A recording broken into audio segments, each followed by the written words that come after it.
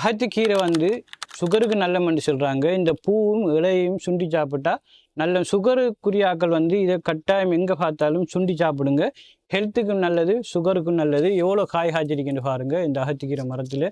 பார்க்குற பக்கமெல்லாம் க்ரீனாக இருக்குது. எப்படி இருக்குன்னு பாருங்கள். நான் வந்து நம்ம நண்பருடைய வீட்டு தோட்டத்தில் இருக்கேன். ஃப்ரெஷ்ஷான காய்கறிகள், மூலிகை வகைகள் எல்லாம் இருக்குது. என்னென்ன இருக்குன்னு சொல்லி பார்ப்போம் வாங்க. பேசி போட்டு மற்ற பக்கம் தெரியுமா, முன்னுக்கே துளசி செடி வச்சிருந்தாங்க. அதையும் பார்த்துட்டு அங்கல பக்கம் போனால் கேர்காய் இருந்து கண்டத்தில் கை வைக்காத மச்சான்னு சொன்னால் நானும் கேட்காம கேர்காயை பிச்சு சாப்பிட தொடங்கி கீழே பார்த்தது இம்பட்டு பெரிய கூசாவா. அதையும் பார்த்துட்டு பக்கத்தில் பார்த்தா தக்காளி பழம் தோட்டமே இருந்துச்சு. நானும் அதுக்குள்ள ஒழும்ப மனசு இல்லாமல் ஒளிம்பி பக்கத்தில் போனால் பைத்தங்கொடி இருந்துச்சு. அதுக்கு பக்கத்தில் என்னடான்னு சொல்லி புழுங்கி பார்த்தா சோப்பா தெரிஞ்சு. நண்பர்கிட்ட கடுத்து சொன்னாரு முள்ளங்கி என்றாரு. முள்ளங்கி எத்தனை பேர் சாப்பிட்டு இருக்கீங்க, எப்படின்னு சொல்லி வீடியோக்களை கமெண்ட் பண்ணுங்க. அதையும் பார்த்துட்டு ஒளிமினா கத்திரிக்கோளை தந்து வெட்டு விட்டுட்டாரு. மல்லித்தலையை அப்படியே வெட்டியை காலி பண்ணி எடுத்துட்டோம். ஃப்ரெஷ்ஷா மனமா இருந்துச்சு. மல்லித்தலை இல்லாத கிச்சனே இருக்காது. அது மட்டும் இல்ல இந்த ஜரிஜரையும் வெட்டி எடுத்துட்டோம். எனக்கு ரொம்ப பிடிக்கும். உங்களுக்கு எத்தனை பேர் பிடிக்கும் சாப்பிட்டுக்கீங்கன்னு சொல்லுங்க. வீட்டு தோட்டம் இருந்தா இந்த மரம் இல்லாம இருக்காது. அதுதான் கருவேப்பிலை மரம். ஜரிஜர் புதினா ரெண்டையும் வெட்டி எடுத்தாச்சு. அப்படி எடுத்துட்டு போறோம்.